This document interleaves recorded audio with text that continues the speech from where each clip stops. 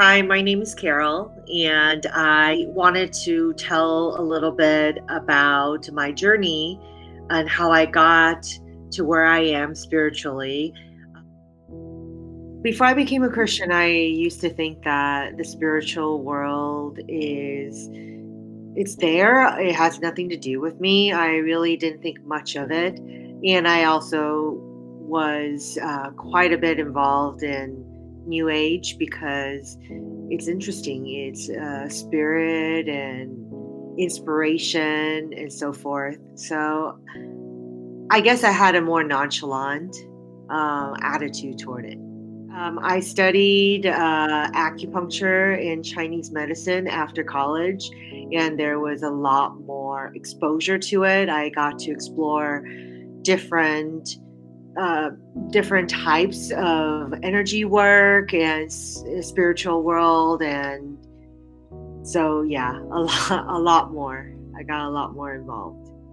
In the beginning, I just felt that the whole thing was kind of fun, and it was very interesting to learn about different types of angels and different religions and different spiritual practices. I think it was toward later that I felt a lot of these studies actually influenced my thinking quite a bit. My dad was sick. He was diagnosed with terminal cancer, and he had gone to Taiwan to receive treatment and to be with his family. So, not his immediate family, his extended family, his brothers and sisters. He just wanted to be closer to family. And my mom and my brother and I actually flew to Taiwan to be with him. I lived there for a few months. I took time off from school. I visited a shaman because it was very customary in Chinese culture to seek the advice of, someone who, whether it's a shaman or fortune teller, especially during times of uncertainty. So it wasn't uncommon to do that. And a shaman is basically, you can think of them as someone who's a fortune teller. But a shaman is a little bit different because they don't just read the cards or they don't just tell you what will happen, various ways. They actually have powers. They have different ways, cult ways to help you resolve a problem. So they are a fixer, if you will, not simply someone who will see it, in the cards. So I visited this shaman. She was a friend of a friend of my aunt's. I was asking around for somebody who would be able to tell me a little bit more about my dad's illness. So when I was there, I was expecting, I think, more of a fortune teller. But looking back now, I was a little naive. I decided that I'm just going to go see what happens.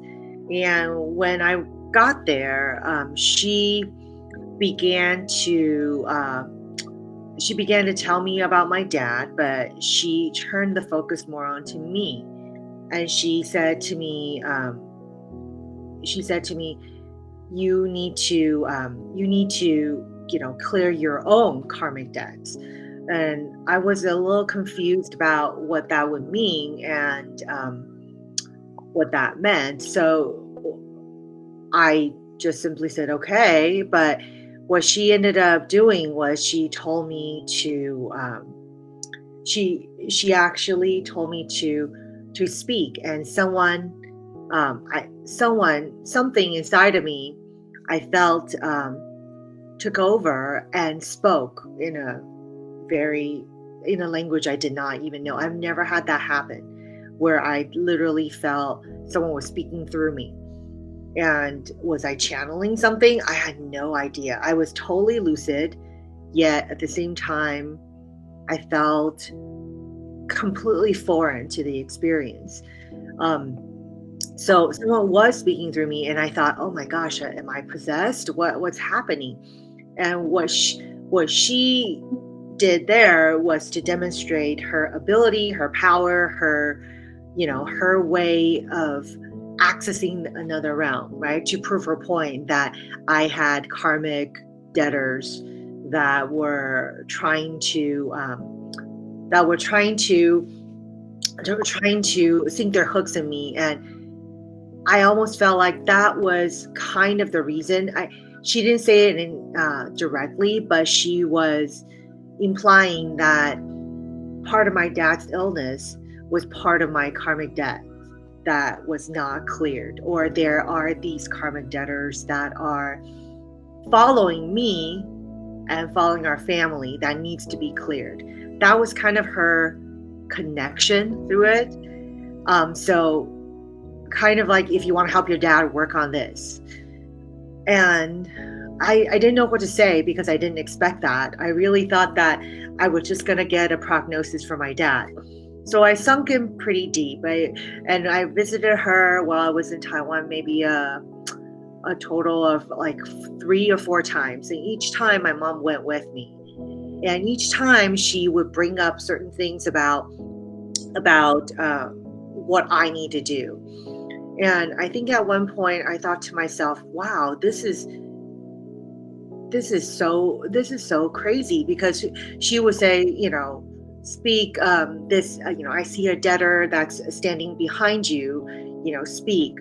And I don't know if she has any mind control, but it does feel like that after the fact. So when that was happening, it really did feel like I was lucid, but I didn't really have control over anything that was happening. And maybe I was hypnotized. Maybe all of that just felt surreal to me. And my mom was a witness. My mom was there, but she didn't know what to say. She's never seen anything like that either. So toward the end, my father, after we went there to ask about my father, but we ended up having to tell him about, what's going on with the shaman. And, and the shaman's final kind of request for me was to pay this karmic debt. And I would need to pay her, of course, for her being a fixer, will get rid of this karmic debt or get rid of these karmic debtors that are in my life, thereby helping my father. So, we needed to give her the money, so to speak, and nothing felt right. But I felt like I felt so deep in, I didn't know what to do. And I remember my dad was, at that time, he still had a house in China, and he was actually going to sell it to help pay for this, because I don't even think he wanted to do it for himself. I think he wanted me to be rid of this. And there was just so much confusion, fear, and shame around it for so long, right? I haven't really talked about it. But thankfully, I remember one night my dad was asleep, everyone was asleep in the house, and I was just really depressed because I'm not sure what to do. I felt like this has gotten out of control. What started out as a good intention turned out to be this whirlwind about me. And I felt now that I couldn't back out. I started something, and now I need somebody else to bail me out. There was just so much defeat and depression and wondering how I got so lost and how did I get here? I mean, how I was an educated person who went to school, and how did I get here? Like, there was a lot of that, asking that, how did I get to this point where I believed the shaman and allowed her to take control of my life? And does she have actual control over my life? I didn't even know. I really felt like my mind was not my own anymore. So I remember I took out my Bible, and I haven't opened it for a very long time, but I took out my Bible, and I couldn't even pray. I remember just thinking, like, God, I hope you're there. I just hope you're there. I hope you can help me. That's what I was thinking. And I didn't even say those words. I was just crying. And I remember thinking to myself, you know, if I can just reach out to God, if he just reach his hand out to me. And in my mind, I saw I saw a light in my mind. So I felt that looking back on that time, that night, when I opened my Bible, when I decided that I'm going to reach out to God, I didn't really have anything to say. I actually just wanted to, I reached for my Bible out of desperation, really. I decided that I was going to just see if there's a verse that applied to me. And I didn't really read anything. I just remember thinking in my mind, if I could only reach out to God, if God only can reach out to me. I just needed some clarity. I didn't even have a prayer in mind. So I just started crying and I reached out my hand, I remember. And and in my mind's eye, I saw a light. It was just kind of like a light in the dark. And I didn't really have any words or association with it. I didn't see any images. I just saw a light. And it was, and I physically, I remember my eyes were closed and I reached down my hand to try to touch the light. I just figured it's something that I conjured up in my head, like I needed hope, right? But I didn't really see an image. I didn't really see something that was, you know, like a face, or I didn't hear any words. I was literally just reaching out, and my eyes were still closed, and I was just kind of reaching out toward it. And I wanted to grasp it. I wanted to somehow, touch it or something. And I didn't have any words, but I felt a hope in my heart. So I still don't know what that light was, but I know that I just see it. And when I was done, after that, I didn't even pray. My Bible was just open. But after that night, I something changed. Whether it's in my head, something changed in my thought, or just I don't know what happened. That's honestly what I can say. I don't really know what happened. But the next morning, I had a call that was supposed to be with the shaman. And I remember during that call, she started telling me that she was sick. And I said, "Oh, you're sick. Why? What happened?" She said that, "Oh, it happens sometimes, when my guard is down or something, I become sick, but it's just temporary." I said, "Okay." And then she started telling me more about what I needed to do, all these, karmic debtors that were still after me. And but for some reason, I swear, like, all of what she said, used to make a lot of sense because it was reinforced by the fact that she's able to conjure up, all these things, and then my body moved or people talked through me. It was just phenomenon that kind of bedazzled me. But when she started talking about it over the phone, honestly, that day, I just thought, wow, how did I believe this crap? Like, I suddenly something clicked in my head. That's all I can say. Something clarified, and I thought, well, how did I believe this? This doesn't sound right at all, you know? And then I started questioning her, asking questions, and the more she explained, the more I can tell she was a little bit frustrated. And then so we hung up the phone. When we hung up the phone, I suddenly I said to myself, I said, she's she's totally lying to me. Of course she was, but the point is I couldn't even see it before, and I suddenly saw that she was lying to me. And I truly believe to this day that that evening when I prayed, even though I had no words, I just cried. I think what God did is He literally shined a light, and he shined a figurative light into my head about what was happening.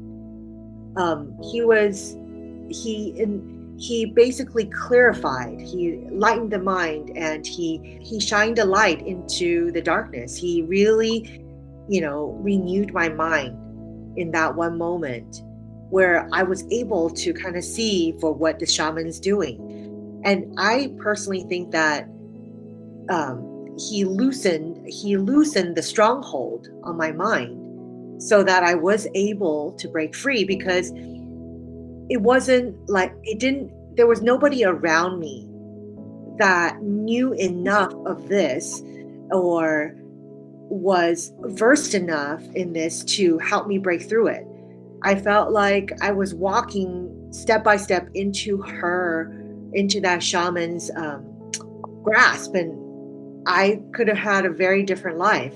But I believe that God loosened the stronghold in my head and allowed me to break free. It really did, because suddenly I don't see her the same way.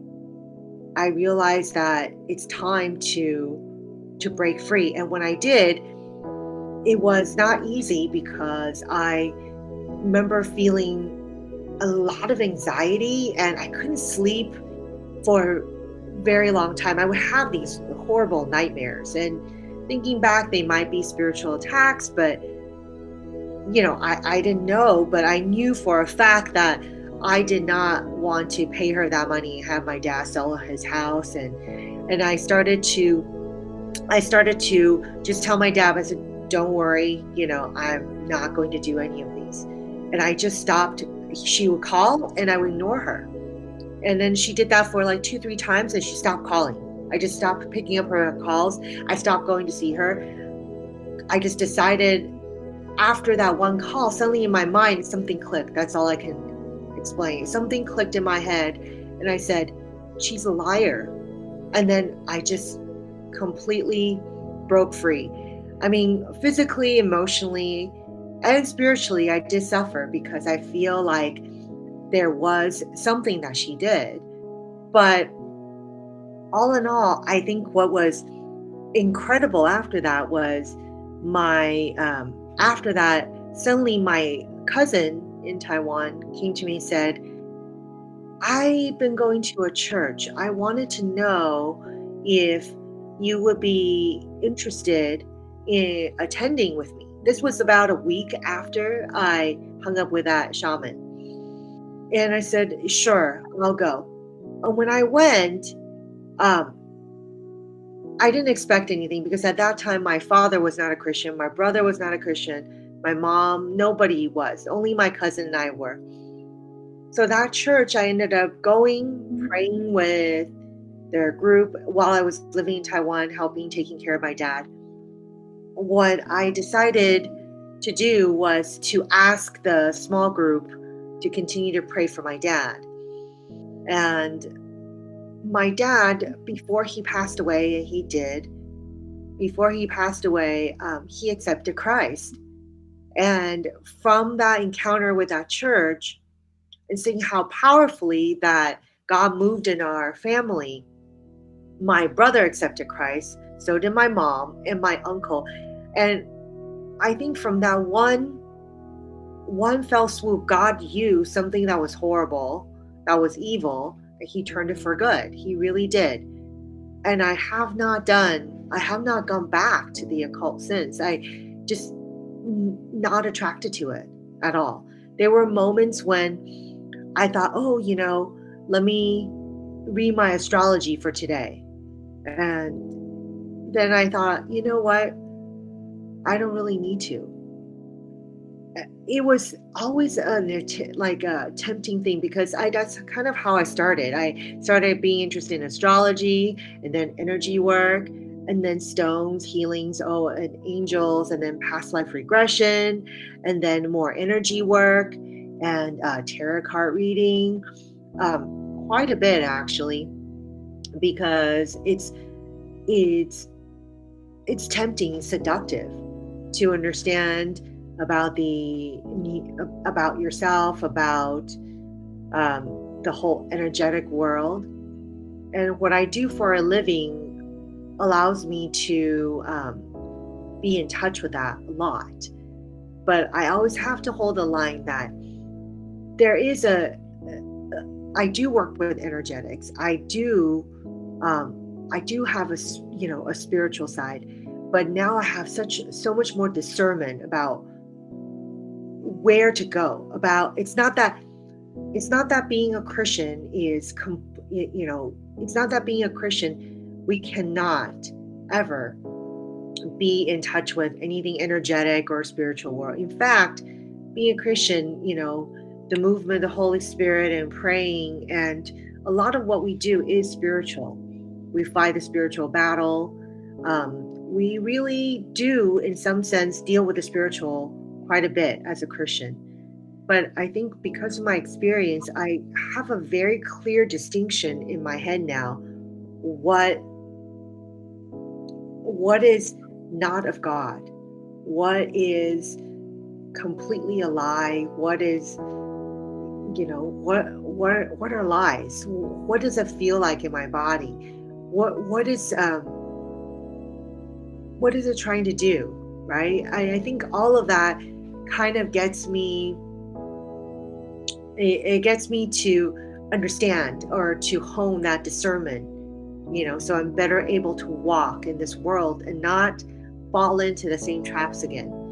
I think it's always about a balance while we're a Christian. It's about trying to find a good balance between, okay, engaging the spiritual world, engaging the world in the materialistic world around us, but not losing our focus and not creating these false gods, and certainly not believing in lies that deter us from the truth. And the Bible offers so much truth that if we're grounded in it, there's a lot more discernment. There's a lot more discernment in my life right now because I went through it and because I had the experience of returning to God or knowing who God is now. So, yeah. I think Holy Spirit used to be more of a concept.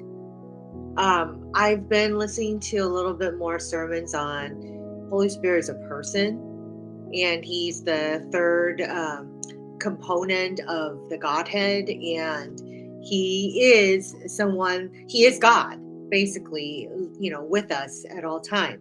He's our counsel, he's our teacher, you know, he's our God in the daily life. So to hear his voice, to be able to talk to him, to be able to ask him for wisdom and counsel is so important. So, but I think the occult had ruined that for me for a little while after the experience with a shaman in Taiwan. I was really scared to go anywhere near anything spiritual. I swung completely the other way. I just did not want to have anything to do with spiritual or any type of speaking in tongues, any charismatically related hand movements, to those dances, or for me it's my hand moves, my body moves.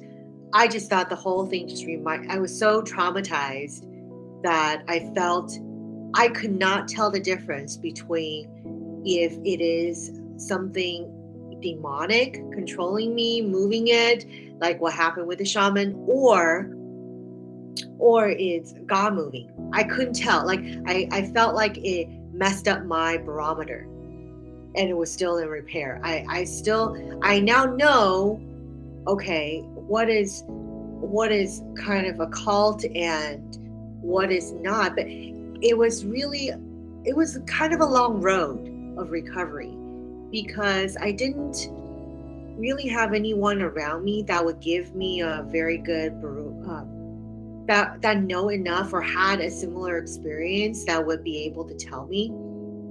And for fear of sounding really stupid and kind of crazy, I don't talk about this very much. I don't tell other people about it too much. I have friends that are still into New Age. So I don't fit in with the very conservative Christians, and I no longer really fit in with the New Age part of my, group of my social circle either. So I'm somewhere in between. I'm somewhere in between. So I was trying to figure it out myself, and I remember just kind of trying to stay away from the things that gave me the most fear, which is anything that would borderline on occult or even the charismatic branch of Christianity. So I still went to church. I went to church regularly, but I just kind of kept to myself. I listened to the sermon. I pray. I sing. I worship, and I read the Bible and I write down my thoughts about what God is saying. And that's about it. I kind of did my work and I kind of kept my head down and did my work. So thinking that I can't be around that. Kind of like, somebody who's quit alcohol. They just can't, they cannot, and they have to go to meetings, but they can't be around the same group of people, but they have yet to meet a different group of people that can help them. I was right there. I didn't know exactly what to do, but I knew that I cannot be around that. There were no like definitive moments that I can remember that I would say, oh, this is what ended it. No, it took several, encounters. It took definitely different people praying for me. Of the few people of the different people that I would tell my story to, my testimony to, they did pray for me. And I remember accepting Christ and being baptized by Pastor Rachel. So that really set me on a new path as well. I remember being I don't remember ever being baptized. I did accept Christ when I was a teenager, but never fully baptized. So I was always a kind of a um, flexible Christian, if you will, if there's such a thing. I go, yeah, I believe in God, but I wasn't really a practicing Christian, if that makes any sense.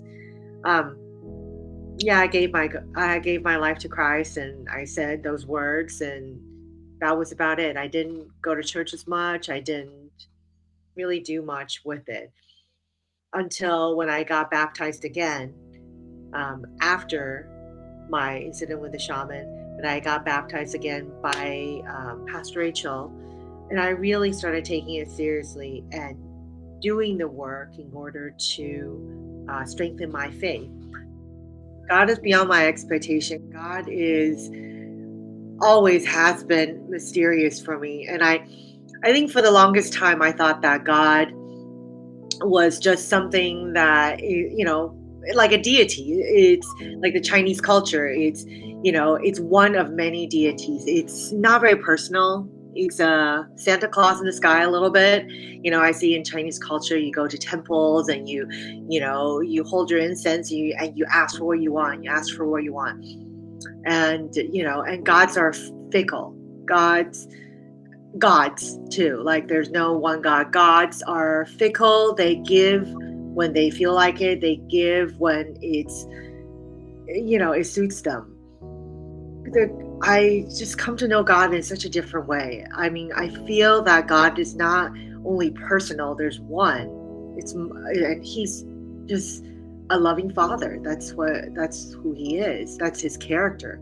He is good. He's a good Father. And that came after years of just searching and being lost. I don't even know how to explain it, but it's a conclusion I feel after time and time again. Like I feel so much like the prodigal daughter, the prodigal child, and coming back to God and not expecting anything, but realizing that every step of the way, He has not only watched out for my well-being, but He has just thought of everything for me. I don't always get what I want though. I think that's what my misconception was about the occult. I thought it's something that it's it's about power, it's about asking, it's about asking the right deity, or it's the, it's pursuing the right way in order to get what you want. So it really is. I think I treated the occult or any type of spiritual energy, new age things more like, yes, finding yourself and getting more in tune and getting in touch with your inner God.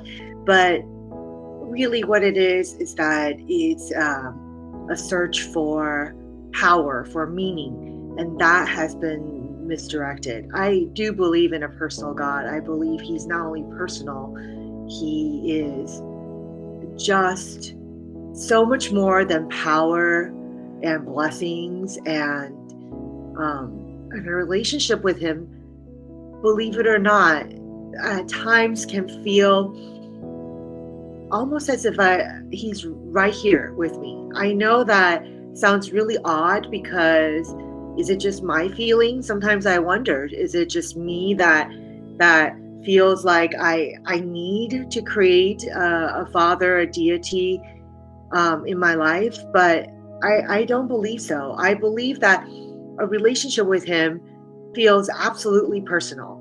It does, and he is so good. He's just so caring and loving, and not at all what I expected.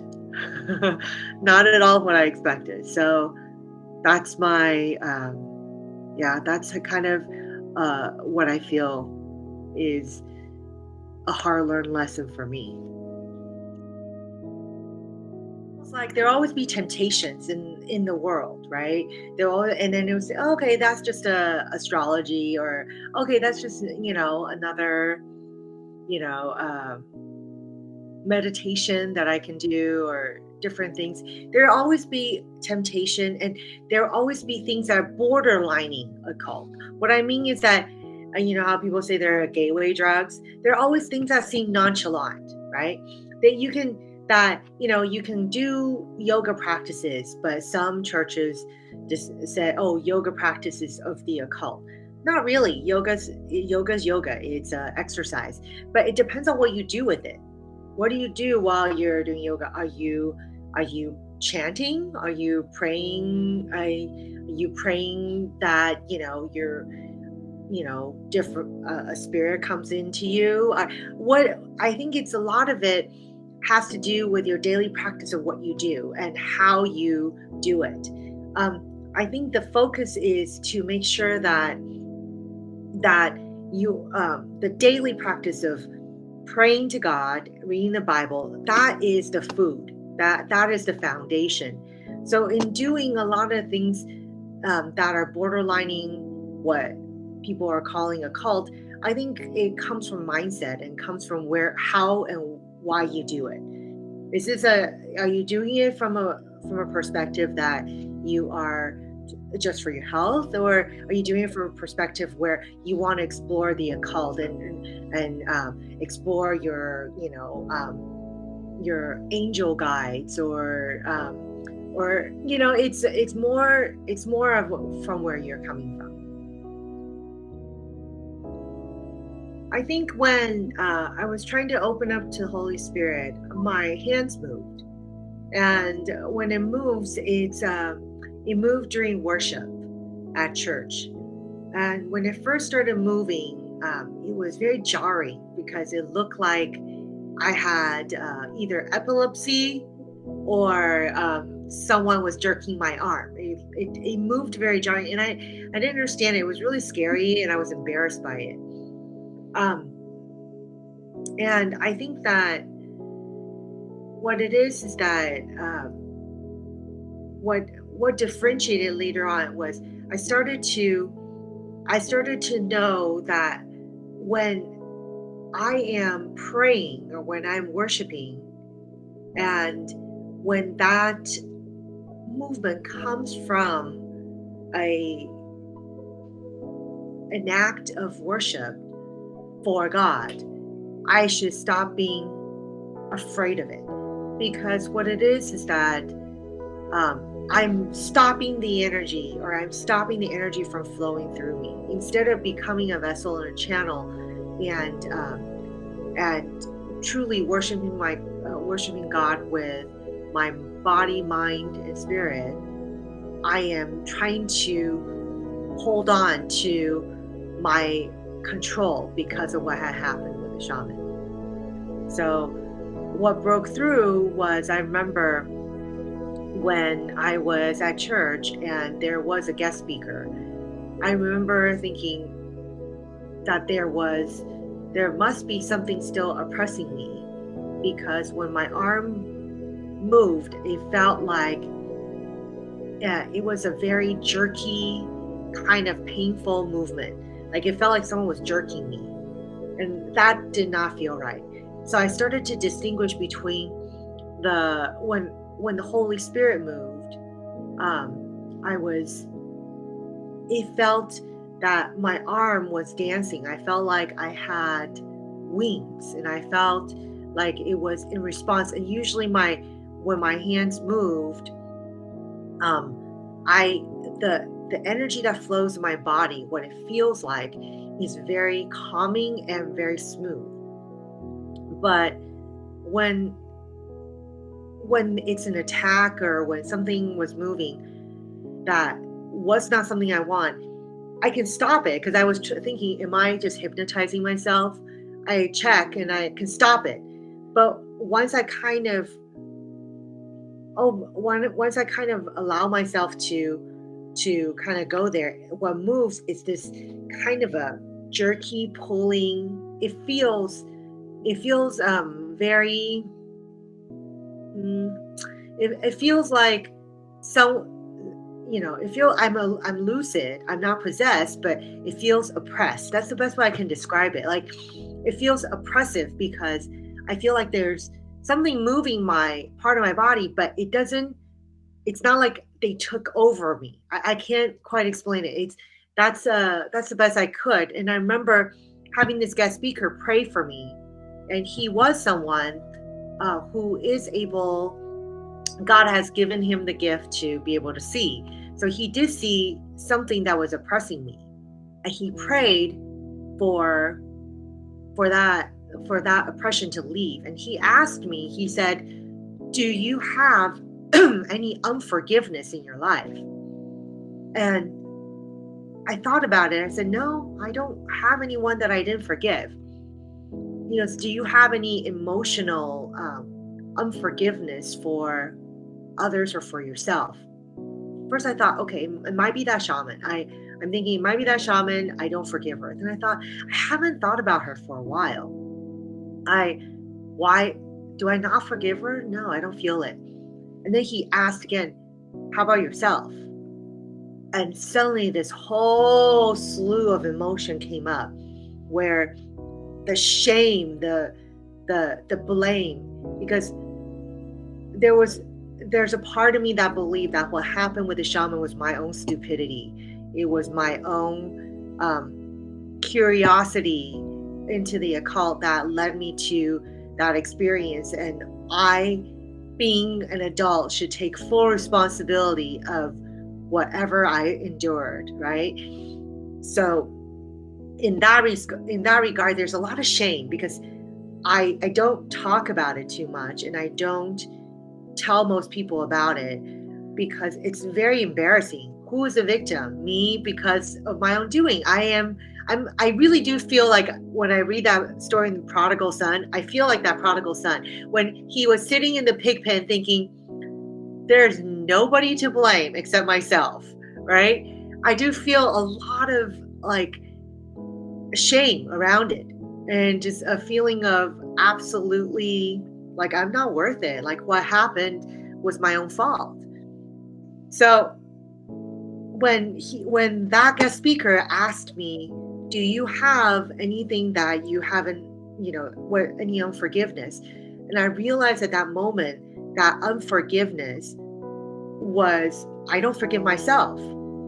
I felt like not only did I do that to myself, but what originally started out as going back to Taiwan to take care of my dad, to help him during his last days, I brought more stress to him. I actually, and to some degree, there was a thought in my head like, did I cause his death? I know I didn't, but did I cause his death? Like, did I bring the bad energy into his life? I felt utterly responsible for some reason. I don't know why, but I did. So there was so much of that, like blame and shame. And once I unleashed that, he said, I remember the guest, I told him that briefly. And he said, you are not responsible. Christ has set you free. And I had to take that in. I realized that those words were spoken, but if those words are not received fully in the spirit, in the heart, it doesn't activate.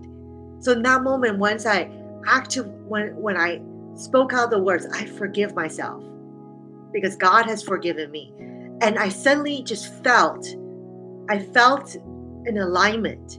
And then he said, he broke off that oppressive spirit from me. And I felt my arms stop moving. It stopped moving.